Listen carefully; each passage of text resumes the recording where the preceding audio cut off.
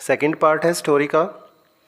Value follow his friend. Value पीछा करता है अपने उस दोस्त का थ्रू द क्राउडेड स्ट्रीट्स, उन भीड़ भरी गलियों में से, टू ए बिग बिल्डिंग, और वो कहाँ पहुँच जाते हैं, एक बड़े बिल्डिंग के पास पहुँच जाते हैं। बिहाइंड द बिल्डिंग, और बिल्डिंग के पीछे, there is a big garbage bin, और एक बड़ा सा डब्बा रख रखा था जिसमें कूड़ा डाल रखा था। Velu wonders why they are there at all, और वैल्यू हैरानी में होता है कि वो यहाँ पर क्यों आए हैं। देखिए क्या हुआ फिर उसके बाद में। He caught up with the girl as she was leaving the station. Caught up का मतलब झलक पड़ना, और उसको झलक दिखाई देती है उस लड़की की जैसे ही वो स्टेशन को छोड़ रही थी। When they got to the road, और जैसे वो सड़क पर पहुँचे, वैल्यू फाउंड दैट, वैल्यू ने पाया कि व्हीकल कैप्ट कमिंग, कि जो वाहन थे वो काफ़ी तेज़ी से आ रहे थे। And never stopped for anyone, और किसी के लिए नहीं रुक रहे थे। Smoke and dust flu at him, धूल भी और धुआं भी, फ्लू एट हिम, उसके ऊपर उड़ रहा था, फ्रॉम ऑल साइड, चारों तरफ से, मेकिंग हिज हेड स्पिन, और इसकी वजह से उसे चक्कर आ रहा था, आने लगा। दे हैड टू वेट, और उनको इंतज़ार करना पड़ा, फॉर ए लॉन्ग टाइम, काफ़ी लंबे समय तक, before they could find a gap to run through, जब तक कि उनको उनके बीच में से गुजरने का मौका नहीं मिल गया। वैल्यू कैप्ट हेजिटेटिंग, वैल्यू अब भी झिझक रहा था। And the girl finally dragged him to the other side, और आखिरकार जो लड़की है उसे खींचकर दूसरी तरफ ले जाती है। What do you think are you doing, तुम क्या कर रहे थे? ग्रेजिंग काउज, क्या गायें चरा रहे थे? If you stand around in the middle of the road like that, अगर तुम उसी प्रकार से सड़क के बीच में खड़े रहते, दे विल बी चटनी, तो तुम्हारी क्या बन जाती? चटनी बन जाती, मतलब तुम कुछ ले जाते वाहनों के नीचे। Values heart was steel beating fast, value का दिल अब भी काफ़ी तेज़ी से धड़क रहा था। He looked back at central station, उसने मुड़कर पीछे सेंट्रल स्टेशन की तरफ देखा। एंड द ट्रैफिक स्पैडिंग बाई, और उस यातायात की तरफ देखा जो तेज़ी से गुजर रहा था। How had they manage to come through that, वो उससे किस प्रकार से पार कर कर आए। They walked along the side of the road, और वो सड़क के किनारे किनारे चलने लग जाते हैं। And under some huge sign boards, कुछ बड़े जो साइन बोर्ड लगे हुए थे, संकेत बोर्ड जो लगे हुए थे, उनके नीचे।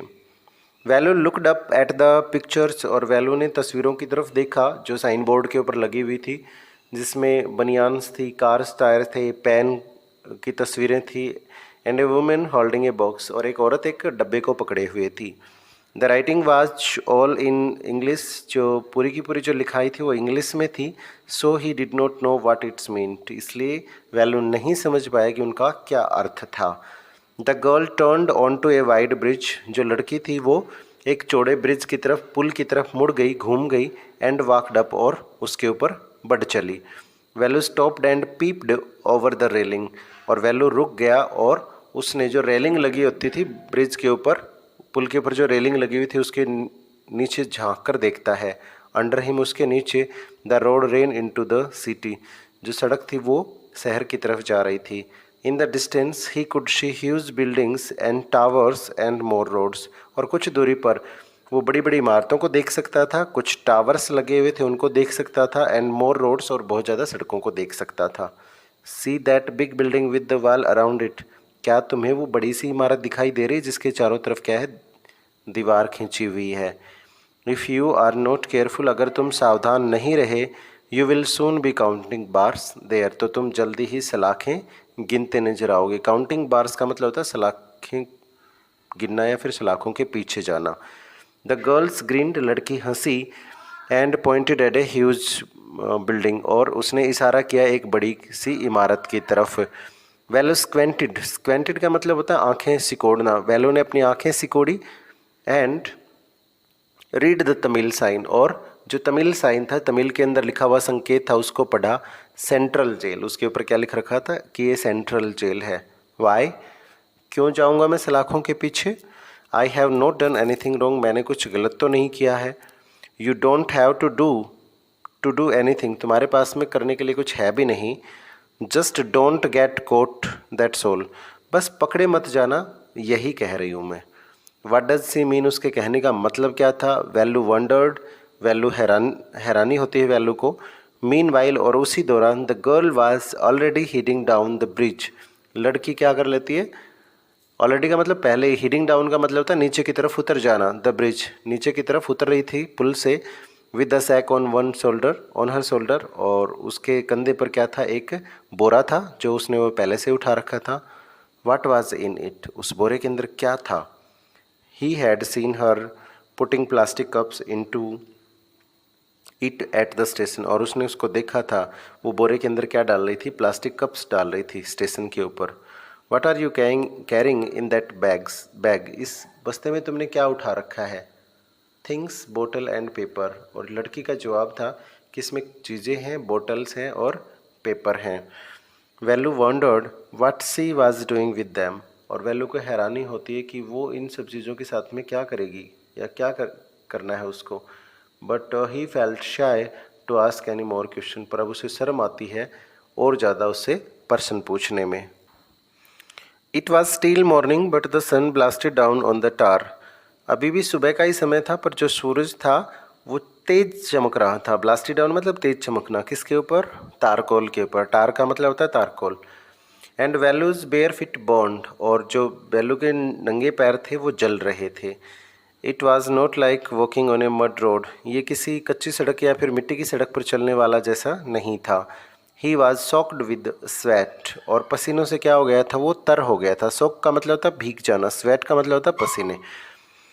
ही tried hard to walk in the sand and keep up with the girl at the same time, और उसने कोशिश की कि वो छाँव में चले, एंड कीप अप विद, और उसको साथ साथ में भी चलना था, विद द गर्ल, लड़की के साथ में, एट द सेम टाइम, उसी दौरान। एक ही समय में दो काम करने थे, एक तो छाँव में चलना था उसको ताकि उसके पैर गर्मी की वजह से ना जले, और दूसरा उसको उस लड़की का पीछा भी करना था उसी दौरान। सी वॉकड रियली फास्ट, वास्तव में काफ़ी तेज चल रही थी। How far away was the food, भोजन अब भी कितनी दूर था। After almost an hour of walking, लगभग 1 घंटा चलने के बाद, they stopped in front of a big building, एक बड़ी सी इमारत के सामने जाकर वो रुक जाते हैं। श्री राजा राजेश्वरी प्रसन्न कल्याण मंडपम, रीड वैल्यू स्लोली, और वैल्यू धीरे धीरे पढ़ता है, उसके ऊपर लिख रखा था उस बिल्डिंग के ऊपर, श्री राज राजेश्वरी प्रसन्न कल्याण मंडपम, उसके ऊपर लिख रखा था। A sign with letter made of flower said, और फूलों से एक जो साइन भी बना रखा था, अक्षर अक्षर लिख रखे थे फूलों से, और उसके ऊपर लिख रखा था ग्रूम, ग्रूम का मतलब होता है वर, दूल्हा कौन है। जे वी विनयगन, विनयज्ञान, और लड़के का नाम जिसकी शादी होने वाली थी उसका नाम था जे वी विनयज्ञान, और ब्राइड जो दुल्हन थी वो थी रानी। Velu stared at the big cars parked outside, और जो गाड़ियाँ बाहर खड़ी हुई थी वैल्यू उनकी तरफ घूरता है, देखता है उनको। One of the cars had a flower garland, एक गाड़ी पर, जितनी भी गाड़ियाँ वहाँ पर खड़ी हुई थी उनमें से एक गाड़ी के ऊपर फूल का हार था। And roses tapped on it, और गुलाब के फूल टेप से चिपकाए हुए थे। द गर्ल लुकड अराउंड, लड़के ने चारों तरफ घूमकर देखा। पुल्ड वन ऑफ क्विकली, जल्दी से उनमें से एक को बाहर निकाला, खींच लिया। And stuck it in her hair, और अपने बालों में उनको उसको टांग लिया। कम ऑन, आओ, सी सेड, उसने कहा। Are we going to eat here, क्या हम यहाँ पर खाना खाने वाले हैं। आस्क्ड वैल्यू, वैल्यू ने पूछा। Looking at the huge hall, उस बड़े से हॉल की तरफ देखते हुए। एंड द पीपल इनसाइड, और जो अंदर लोग घूम रहे थे उनको देखते हुए कहा कि क्या हम यहाँ पर खाना खाने वाले हैं। होप्स, काश ऐसा हो पाता, said the girl shaking her thumb under his nose, और जो लड़की है, सेक का मतलब, सेकिंग का मतलब हिलाना है, लड़की अपने अंगूठे को अपनी नाक के नीचे से हिलाती है और कहती है कि काश ऐसा हो पाता। She led him behind the hall, लड़की उसे सीधे कहाँ ले जाती है, होल के पीछे वाले हिस्से में ले जाती है। There was a big garbage bin overflowing with rubbish, वहाँ पर पहले से एक कूड़े का डब्बा रख रखा था और वो ओवरफ्लो हो रहा था, किसकी वजह से, रबिश की वजह से। रबिश का मतलब क्या होता है, कूड़ा करकट ही होता है। To goats were standing on the pile, pile का मतलब होता है ढेर, जो कूड़े का ढेर लगा हुआ था वहाँ पर दो बकरियाँ खड़ी हुई थी। Fighting for a banana leaf, और केले के पत्ते के लिए आपस में लड़ाई कर रही थी। एक क्लाउड ऑफ फ्लाइज, फ्लाइज का मतलब होता है मक्खी, और क्लाउड ऑफ फ्लाइज का मतलब यहाँ पर मक्खियों का झुंड क्या कर रहा था, बज्ड, भिनभिना रहा था, अराउंड दियर लेग्स, उनकी टांगों के बीच में से। There was a rotten smell in the air, और हवा में वहाँ पर एक सड़ी हुई गंध फैली हुई थी। The girl picked up a squashy banana and held it out to Velu, और लड़की ने क्या किया, एक कुचला हुआ बनाना वहाँ से, केला वहाँ से उठाया और वैल्यू की तरफ कर दिया, या वैल्यू को थमा दिया। हेयर्स योर फूड, ये लो तुम्हारा खाना। वैल्यू वाज शॉक्ड, वैल्यू बड़ा हैरान था। Are we going to eat their left over, क्या हम उनकी जूठन खाएंगे? छी। What do you think I am, तुम मेरे बारे में क्या सोचती हो? ए डॉग, क्या मैं कोई कुत्ता हूँ? I only take untouched food, मैं अनछुआ भोजन खाता हूँ, मतलब जिसमें कोई झूठ ना डाले। हेयर सम मोर स्केच, पकड़ो, यहाँ कुछ और भी है। सी थ्रू हिम ए वड़ा, और वो उसकी तरफ क्या फेंक देती है, एक वड़ा फेंक देती है। Value looked at it with distaste, distaste का मतलब होता है अरुचि से, और वैल्यू अरुचि से, घृणा से उसकी तरफ देखता है। Come on hero, eat it, लड़की कहती है कि खा लो इसको hero. You think I like it, तुम क्या सोचते हो मुझे ये अच्छा लगता है? आई टोल्ड यू, मैंने तुम्हें बताया था। I will find you something to eat, हाँ मैं तुम्हारे लिए खाने के लिए कुछ ज़रूर ढूंढ दूंगी। Don't think I have money two by food for you, ये मत सोचना कि मेरे पास में पैसे हैं तुम्हारे लिए खरीद कर भोजन देने के।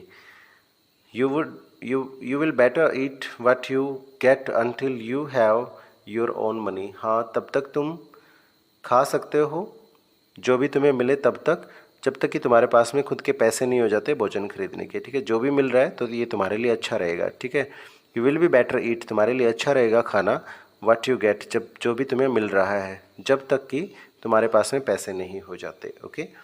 वैल्यू हेजिटेटेड, वैल्यू झिझका, but his stomach squeezed him again, पर दोबारा से फिर उसके पेट में क्या होता है, अकड़न होती है, दर्द होता है पेट में।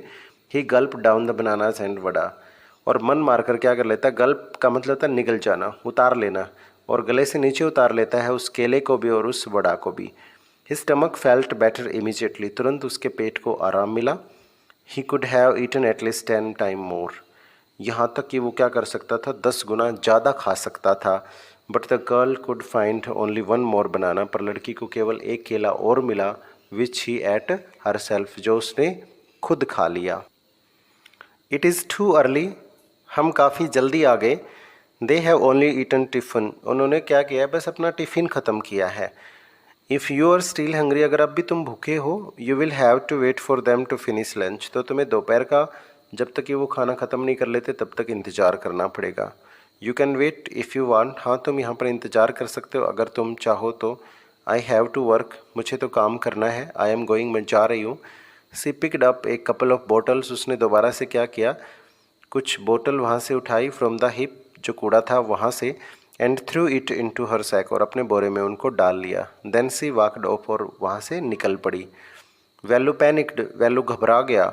ही रियलाइज दैट, उसको एहसास हुआ that if the girl left him, अगर वो लड़की वहाँ पर उसको छोड़ देती है, ही हैड नो आइडिया, तो उसे कोई विचार नहीं सूझेगा, वेयर ही वाज, की वो है कहाँ पर, एंड व्हाट टू डू, और उसे करना क्या है। It was better to stick to her, हाँ उसके लिए बेटर रहेगा कि क्या करे वो, इट वॉज बेटर, उसके लिए अच्छा रहेगा, टू स्टिक टू हर, कि वो उसके साथ में चिपका रहे, मतलब उसके साथ रहे। She seemed to know her way around, ऐसा लग रहा था कि उसको अपने रास्ते का पता है। ही रेन आफ्टर हर अगेन, और दोबारा से उसके पीछे दौड़ पड़ा।